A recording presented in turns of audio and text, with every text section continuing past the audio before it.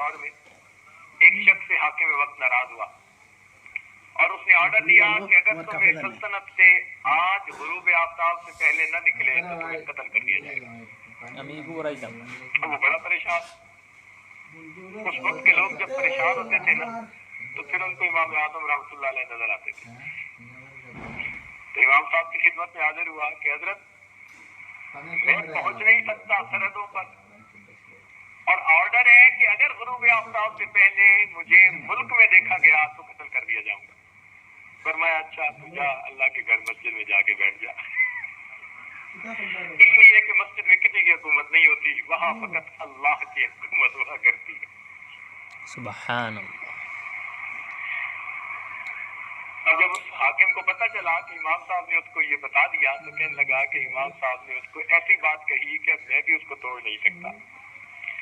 اللہ نے امام صاحب کو ایسی ذہانت دی تھی. سبحان اللہ سبحان. وقت کا بادشاہ چاہتا تھا کہ ان کو چیف جسٹس بنائے اور وہ بنتے نہیں تھے. اس لیے نہیں بنتے تھے, وہ کہتے تھے کہ ہم جو تحقیقی کام کر رہے ہیں نا اس میں رکاوٹ ہوگی. یہ جو چیف جسٹس بننے کا کام ہے, قاضی بننے کا کام ہے, یہ تو کوئی بھی کر سکتا ہے. ان کے شاگرد چیف جسٹس بننے کے قابل تھے اور بنے بھی نہیں, تو وہ خود جو ہے اس عہدے پہ جانا پسند نہیں فرماتے تھے. اچھا, حاکم وقت نے غصے میں آ کر کہا کہ اچھا فلاں 3-4 بندے جو ہے نا ان کو گرفتار کر کے پیش کرو, میں دیکھتا ہوں یہ کیسے چیف جسٹس نہیں بنتے. چیف جسٹس بنانے کے لیے ان کو گرفتار کروایا جاتا تھا. اللہ کی شان دیکھو کیسا وقت تھا. خیر پولیس نے گرفتار کر لیا. اب جب ان کو لے کر چلے تو ان میں ایک تھے امام اعظم ابو حنیفہ رحمۃ اللہ علیہ, ایک تھے سفیان ثوری رحمۃ اللہ علیہ, ایک تھے شعبی رحمۃ اللہ علیہ جن کو صاحب المغازی کہتے ہیں, اور چوتھے ایک اور کوئی فقیہ تھے. اب یہ چاروں جا رہے ہیں پولیس والے لے کر. گرمی کا موسم تھا, ایک جگہ ذرا آرام کرنے بیٹھ گئے. جب آرام کرنے بیٹھے تو وہ جو چوتھے تھے نا فقیہ, انہوں نے زبان سے کچھ نہیں کہا, بس ایسے کپڑوں کو پکڑ کے اٹھے کہ دیکھنے والوں کو یہ گمان ہوا کہ یہ قضائے حاجت سے فارغ ہونے جا رہے ہیں. تو پولیس والے دیکھتے رہے, وہ تو سب کے سامنے فصل میں جو گھسے تو وہ گئے. انہوں نے کون سا کوئی کال دیا تھا, بولے تو کچھ نہیں تھے. یہ تو ہیلا تھا کہ انہوں نے سمجھدار لوگ تھے نا کہ اٹھے تو اٹھتے ہوئے انہوں نے پوزیشن ایسی اختیار کر لی کہ دوسروں کو محسوس ہوا کہ یہ قضائے حاجت سے, تو وہ پولیس والے ٹھیک ہے جی قضائے حاجت سے فارغ ہوں گے, مگر وہ تو فارغ ہی ہو گئے. اب پولیس والے بڑے پریشان, کہنے لگے چلو باقی 3 کو لے کے جاتے ہیں. اب جب باقی 3 کو لے کے چلے تو امام اعظم رحمۃ اللہ علیہ نے فرمایا کہ بھئی میں قیافہ لگاؤں کہ کیا بنے گا. انہوں نے کہا جی لگائیں. فرمانے لگے یہ جو ہے نا امام شعبی رحمۃ اللہ علیہ, یہ بادشاہ کے دربار میں کوئی نہ کوئی ہیلا کر لیں گے اور ان کا ہیلا کامیاب ہو جائے گا. اور اپنے بارے میں فرمایا کہ میں وہاں پر ایک ایسی بات کروں گا کہ جس کا بادشاہ کے پاس جواب ہی کوئی نہیں ہونا. اور یہ جو سفیان ثوری نے یہ پھنس جائیں گے. چل پڑے. جب بادشاہ کے دربار میں گئے تو بڑا دربار تھا. اب امام شعبی رحمۃ اللہ علیہ نے کیا کیا کہ وہاں جاتے ہی بادشاہ سے جا کے مسافہ کیا. بادشاہ سلامت, کیا حال ہے, آپ ٹھیک ہیں, خیریت ہے, اور آپ کے بیوی بچے ٹھیک ہیں, اور محل کے خادم اور خادمائیں سب ٹھیک ہیں, اور آپ کے گھوڑے بھی ٹھیک ہیں, اور آپ کے گدھے بھی ٹھیک ہیں. جان بوجھ کے انہوں نے سبھی گھوڑے اور گدھوں کے حال پوچھنے شروع کر دیے. اب بادشاہ نے بڑا امبیرس فیل کیا کہ میں چیف جسٹس پر آ رہا ہوں اور یہ گدھوں اور گھوڑوں کا حال پوچھ رہے بندہ. ان کا ہیلا کامیاب رہا. بادشاہ نے کہا ڈسکوالیفائڈ. اب باقی رہ گئی بات امام اعظم حنیفہ رحمۃ اللہ علیہ کی. اس نے کہا ابو حنیفہ میں آج کے بعد آپ کو چیف جسٹس بناتا ہوں. ابو حنیفہ رحمۃ اللہ کھڑے ہوئے, فرمان لگے کہ بادشاہ سلامت میں چیف جسٹس بننے کا اہل نہیں. اس نے کہا نہیں میں جو بنا رہا ہوں. اس نے کہا میں بننے کا اہل نہیں. انہوں نے کہا میں بنا رہا ہوں. کہنے لگے دیکھو بادشاہ سلامت، دو صورتیں ہیں، یا تو میں نے سچ بولا ہے یا میں نے جھوٹ بولا ہے. دو ہی باتیں ہو سکتی ہیں نا، دو پاسبلٹیز ہوتی ہیں. تو اگر تو میں نے جھوٹ بولا ہے تو جھوٹا بندہ چیف جسٹس بننے کے قابل نہیں ہوتا، اور اگر میں نے سچ بولا ہے تو میں تو کہہ رہا ہوں کہ میں چیف جسٹس بننے کے اہل نہیں ہوں. اب آپ بتائیں میں نے کیا بولا ہے. اب اگر بادشاہ کہے کہ آپ نے سچ بولا تو بھی چھوٹتے ہیں، اور کہ آپ نے جھوٹ بولا تو جھوٹا بندہ چیف جسٹس. کہنے لگا ابو حنیفہ تم ہمیشہ دوسرے کو ایسا جواب دیتے ہو، چپ کروا دیتے ہو. خیر سفیان ثوری رحمۃ اللہ علیہ کو چیف جسٹس بنا دیا گیا اور وہ بنے رہے. سبحان اللہ رب العزت نے امام اعظم کو ایسی ذہانت سمجھ دی تھی، سبحان اللہ. سبحان عجیب ان کے اللہ. واقعات اور ان کے حاسد بھی بڑے تھے، اتنے حاسد تھے کہ نہ پوچھیے. اس کائنات میں سب سے زیادہ کمال نبی علیہ الصلوۃ والسلام کو عطا ہوا، اور کائنات میں سب سے زیادہ حاسد بھی انہی کے تھے. ومن شر حاسد اذا حسد. جتنا کوئی صاحب کمال ہوتا ہے اتنے لوگ اس کے حاسد ہوا کرتے ہیں. بلکہ ایک مرتبہ تو حاسدین نے ایسا امام اعظم رحمۃ اللہ علیہ کے متعلق پلان بنایا کہ چاہتے تھے ان کی پبلک انسلٹ ہو جائے.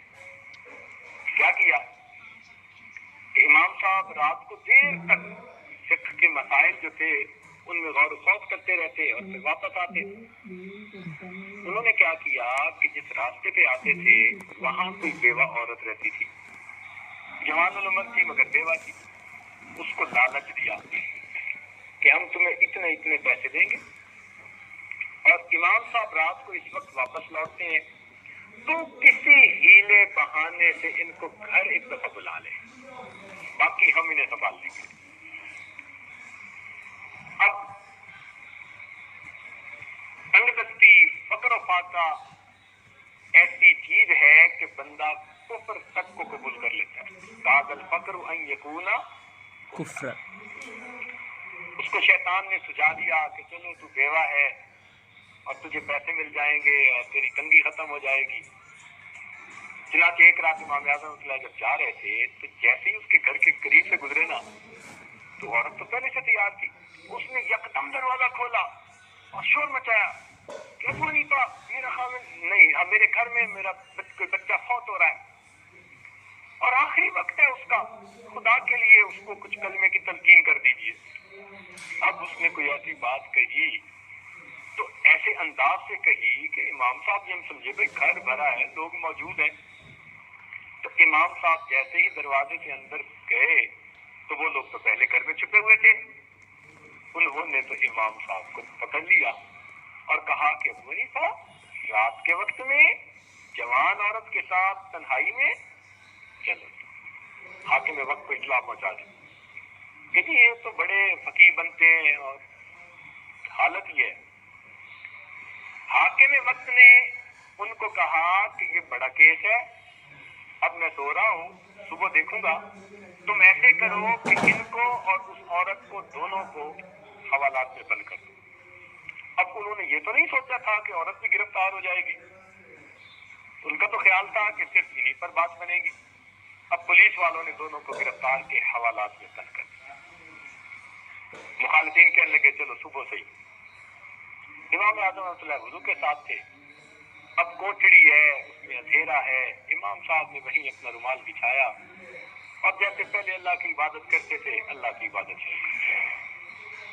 جب گھنٹہ ڈیڑھ گزرا اس عورت کے دل میں احساس ہوا کہ یہ اتنا تو خوف خدا رکھنے والا بندہ ہے کہ باوضو تھا، اب بھی نفلیں پڑھ رہا ہے، میں عورت ذات ہوں، جوان العمر ہوں، اندھیرا ہے، تنہائی ہے، اگر پہلے اس نے کوئی میرے ساتھ برائی نہیں کی تو اب تو کوئی رکاوٹ نہیں تھی، لیکن میری طرف متوجہ ہونے کے بجائے یہ رب کی عبادت کر رہا ہے تو میں کتنی بری جس نے ایسے بندے پر بہتان لگایا. اب اس کو احساس ندامت ہوا.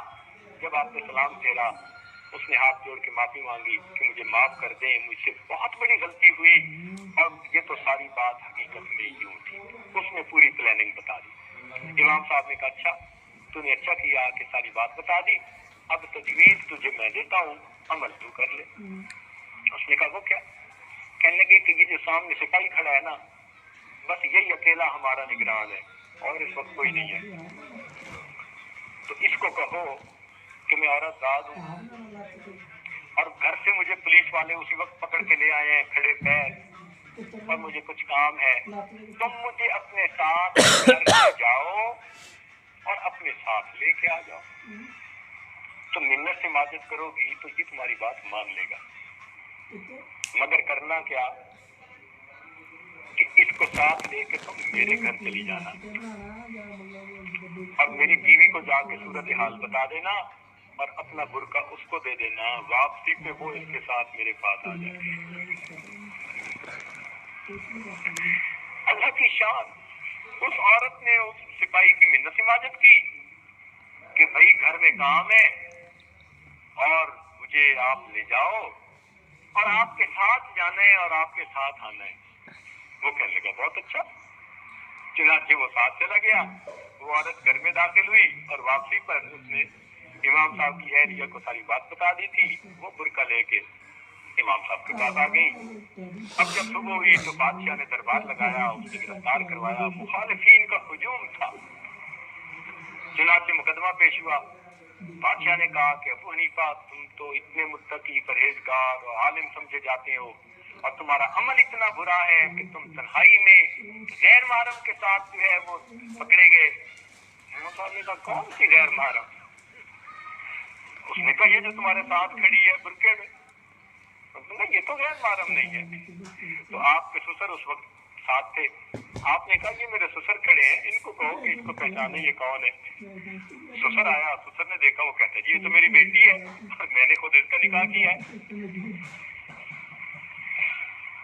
अल्लाह अकबर, अल्लाह रब्बुल इज्जत ने अपनी रहमत के साथ इमाम आजम अबू हनीफा रहमतुल्लाह अलैह को इस मुसीबत से भी निजात अता फरमाई और मुखालिफीन खसरा हुनालिकल मुब्तिलून। तो यहाँ तक हसद जो है इंसान को पहुंचा देता है। चुनांचे एक हासिद आया और कहने लगा कि वनीफा मैंने सुना है कि आप हर मसले का जवाब बताते हैं। आपने फरमाया पूछो। कहने लगा मसला मैं ये पूछने आया हूँ कि इंसान जो पखाना करता है तो उस पखाने का जायका कैसा होता है? ये मसला पूछ रहा है बड़ी महफिल में। आपने फरमाया कि मीठा होता है। आपने फरमाया मीठा होता है। तो कहने लगा अबू हनीफा आपके पास क्या दलील है? आपने फरमाया इसलिए कि नमकीन चीज के ऊपर मक्खियां जमा नहीं हुआ करती।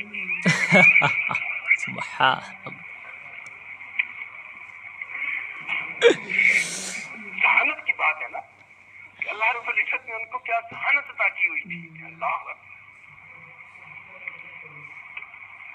अल्हम्दुलिल्लाह सुम्मा अल्हम्दुलिल्लाह। उनके वाक़यात तो इतने हैं कि इंसान हैरान ही हो जाए। बेशक उलमा बैठे हैं तो दो बातें उलमा के काम की छोटी छोटी हैं, फिर मैं आगे चलूंगा अपने मज़मून पर।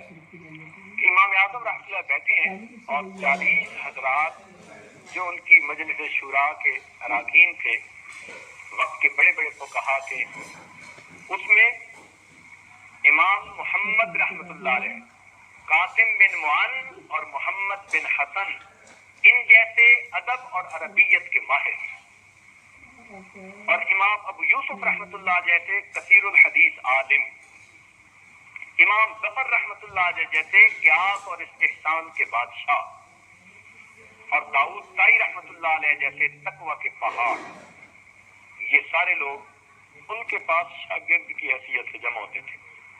ये बैठे हुए हैं। तो उस वक्त में क्या हुआ कि एक बूढ़ा आया और कहते हैं कि अबू हनीफा वाओ औ वावैन वाओ औ वावैन। अबू हनीफा ने देखकर मुस्कुराए और कहने लगे वावैन। सुभान अल्लाह। कहने लगा ला वला। اب وہ 40 بندے سوچتے رہے کہ یہ کہنے والے نے کیا کہا, جواب دینے والے نے کیا جواب دیا, کچھ سمجھ نہ لگے. سارا دن سوچتے سوچتے جب عقل عاجز آ گئی تو شام کو پوچھا کہ حضرت آپ بھی گتھی سمجھا دیجیے. فرمایا وہ مجھ سے مسئلہ پوچھنے آیا تھا التحیات کا, کہ اس کو ایک واو سے پڑھا جاتا ہے یا دو واو کے ساتھ. ہم حنفی دو واو سے پڑھتے ہیں, التحیات للہ والصلوات والطیبات, ہم دو واو سے پڑھتے ہیں. شافعی حضرات ایک واو سے پڑھتے ہیں. تو وہ پوچھ رہا تھا کہ میں دو واو سے پڑھوں یا ایک واو سے, تو میں نے کہا واوین دو واو سے پڑھو. تو اس کو مسئلے کا جواب مل گیا تو وہ چلا گیا. نہیں حضرت وہ جاتے ہوئے لا ولا بھی تو کہہ گیا تھا. فرمایا وہ مجھے دعا دے گیا تھا. حضرت لا ولا تو کوئی دعا نہیں ہوتی. کہنے لگے وہ کہہ گیا تھا ابو حنیفہ اللہ تعالیٰ تیرے علم کو شجر طیبہ کی مانند بنائے, لا شرقیت ولا غربیہ.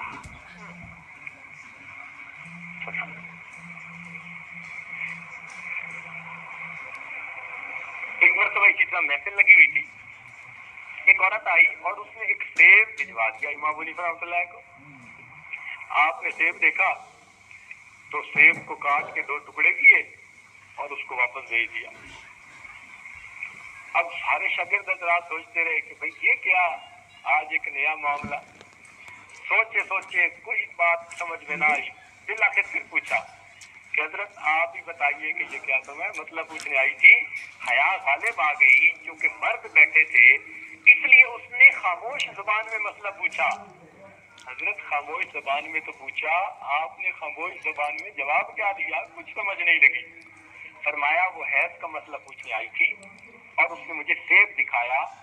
ایک طرف سیب گہرا سرخ تھا اور دوسری طرف بالکل ہلکا زرد رنگ تھا. تو اس کے پوچھنے کا مطلب تھا کہ امام صاحب اگر گہرے سرخ کی بجائے بالکل ہلکا زرد سا داغ رہ جائے تو کیا میں غسل کر سکتی ہوں؟ تو میں نے سیب کو کاٹ کر جو اس کی سفیدی تھی وہ دکھائی کہ جب تک بالکل سفید نہ معاملہ ہو تب تک غسل نہیں کر سکتے. سبحان.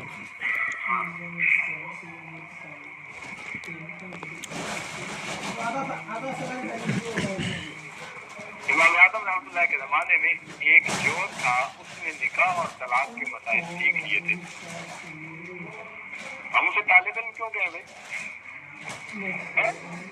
وہ چور تھا لیکن طالب اس نے مسائل سیکھ لیے تھے. لوگ کہتے ہیں جی آج کل تو نمازی جوتے چرا دیتے ہیں. تو یوں نہیں کہنا چاہیے, آج کل تو چور بھی نمازی بن گئے ہیں. وہ چور ہوتا ہے بیسیکلی لیکن نماز پڑھ لیا کرتا ہے, سمجھے نا. تو اس نے نکاح طلاق کے مسائل, چنانچہ ایک بوڑھے میاں بیوی تھے, ان کے گھر وہ آیا اور آ کے اس نے ان کا سارا سامان لپیٹا. میاں بیوی کو باندھ دیا بستروں پہ اور سامان لپیٹا, اور لپیٹ کے جب جانے لگا تو بوڑھے میاں نے اس کو پہچان کے کوئی بات کر دی. تو اس کو پتا چل گیا کہ تو پہچان لیا ہے, وہ جناب چھری لے کے آ گیا. تو اس نے کہا اچھا اب تم جو ہے قسم اٹھاؤ کہ اگر تم میرا نام کسی کو بتاؤ گے تو تمہاری بیوی کو 3 طلاق. اور کلہ کی قسم اٹھوائی. کلہ کی ایک قسم ہوتی ہے کہ اس کے بعد کسی بھی عورت سے نکاح کرے آٹومیٹک طلاق ہو جاتی ہے. تو ایک عجیب قسم ہے, اللہ بچائے. کلہ کی اس نے قسم کھا دی. اب جب کلہ کی قسم کھا دی اور کہہ دیا کہ بتاؤں گا تو بیوی کو طلاق, کسی طرح کوئی آیا, اس نے آ کے ان کو تو کھول دیا. اب خامد ڈرے کہ بھائی اگر میں نے بتا دیا تو بڑھاپے کی لاٹھی ہے یہ بھی گئی, مال تو ویسے گیا, یہ ہے خدا کی بندی یہ بھی گئی. تو بڑھاپے میں بیویاں بڑی پیاری ہوتی ہیں, بوڑھوں سے پوچھ کے دیکھو.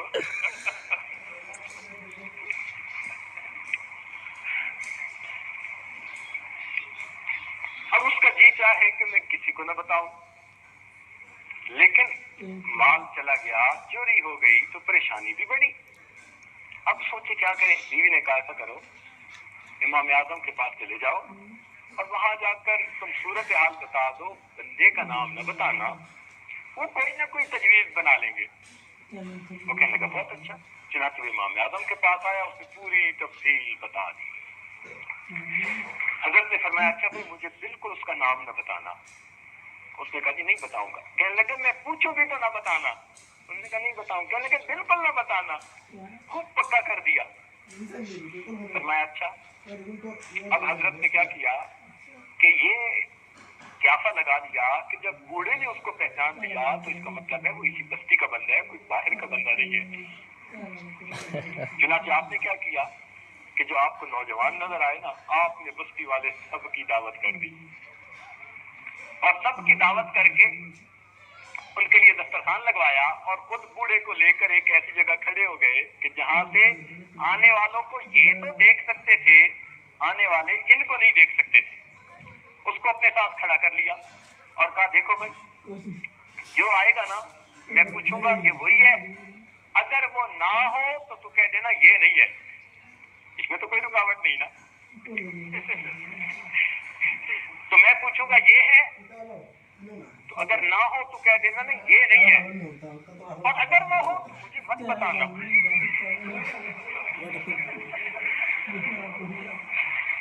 مجھے نہ بتانا, بالکل نہ بتانا. چنانچہ وہی حال ہوئی. ایک ایک بندہ آتا گیا, حضرت پوچھتے یہ ہے, وہ کہتا نہیں یہ تو نہیں ہے, وہ کہتا یہ ہے, اور جب وہ آیا تو وہ چپ.